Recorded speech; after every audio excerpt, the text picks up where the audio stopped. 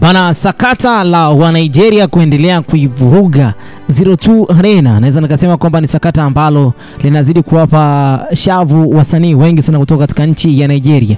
Sasa hapa ninataka nikwambie tu kwamba katika siku ya jana ilikuwa ni siku ambayo Rema alikuwa na wakati mzuri sana katika maisha yake kuweza kufanya show, ambako ilikuwa ni siku ya tarehe 8. Alifanya show katika 02 Arena hapo London. Naweza nikasema kwamba Rema alishut down London kupitia tour yake na akafanya show katika 02 Arena, moja kati ya arena kubwa sana.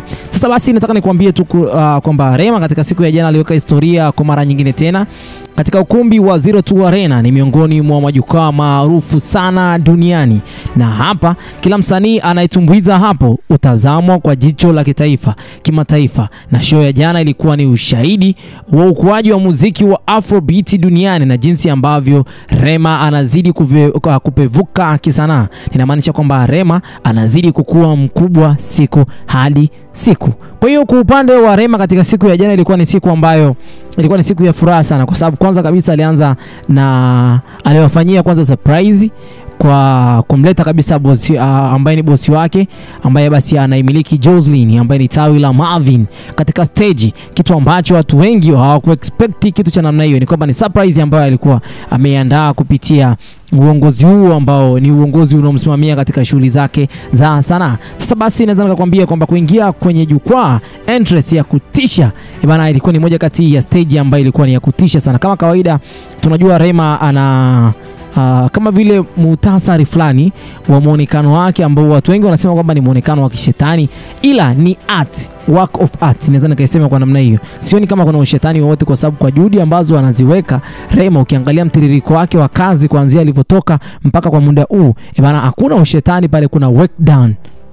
Bana, ukitaka kujua kwamba wasanii wa Nigeria wanajituma, basi jaribu kutizama, jaribu kuangalia nini ambacho wanakifanya mara nyingi. Uwezo wao katika swala zima la kuhakikisha kwamba burudani inawafikia watu mbalimbali duniani, basi imechangiwa pia na population yao ya kwanza, kitu cha kwanza kabisa, pia language ambao wanaitumia, na maanisha kwamba lugha wanaoitumia. Kwa hiyo imeweza basi kuwafanikishia wao kama wao wa Nigeria wazidi kunufaika kupitia mziki huo wa Afrobeat. Rema aliingia kwenye kwa staili ya kipekee, naweza nikasema hivyo.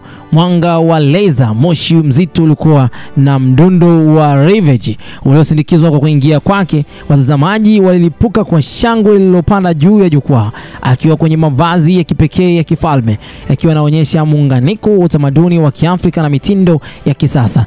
Bana, ni namna ambavyo Rema, jinsi ambavyo management yake pia inajaribu kuangalia swala zima la muonekano ni kitu ambacho katika stage kinazingatiwa sana. Kwa hiyo usiku wa jana ulikuwa ni usiku wa kipekee kwa Rema huko 02 Arena London. Kwa namna moja au nyingine alifanya utendaji wa ngoma hits za kitaifa na za kimataifa, nikiwa na maana kwamba alifanya kutumbuiza nyimbo nyingi maarufu zikiwemo kama Calm Down. Wimbo huu uliweza kupokelewa kwa kelele nyingi na kila mtu aliimba mstari baada ya mstari, ikiwa ni ishara kwamba Rema kazi yake ambayo aliifanya kwa miaka iliyopita ilikuwa ni bonge moja la project ambazo aliweza kuziachia, na maana kwamba Calm Down ni moja kati ya project ambayo aliweza kuiachia na ikapendwa zaidi. Sasa kuna kitu kinaitwa Sound Gums, ni moja kati ya performance ya kihisia na visual effects zenye mvuto wa kimapenzi, ambayo basi naweza nikasema kwamba katika usiku wa jana ilikuwa ni moja kati ya performance iliyoweza pia kuimarisha burudani kwa mashabiki zake Rema.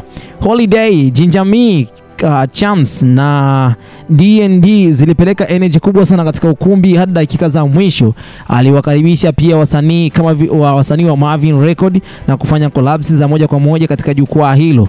Kama nilivyokuambia, alikaribishwa mnyama anaitwa D'banj, ambaye ni tawi la Marvin, ambaye D'banj ndo anaisimamia Joslin. Huko ndipo ambako Rema tuseme kwamba kipaji chake ndipo ambapo kimeweza kutambulika, ila wengi wetu tunajua kwamba ametokea Marvin. Hapana, ni tawi la Marvin.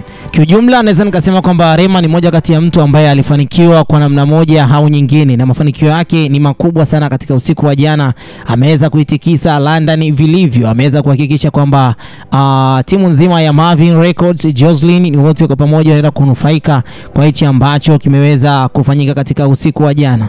Show haikuwa ya kusikika tu, bali ni kuona hisia tofauti zilikuwa zikiweza kuwasilishwa. Kulikuwa pia na mabadiliko ya jukwaa kwa kila wimbo. Maji ya moto hewani alikuwa pia ikiwa analeta hisia kali sana kwa watu ambao walikuwa wanapata burudani hiyo.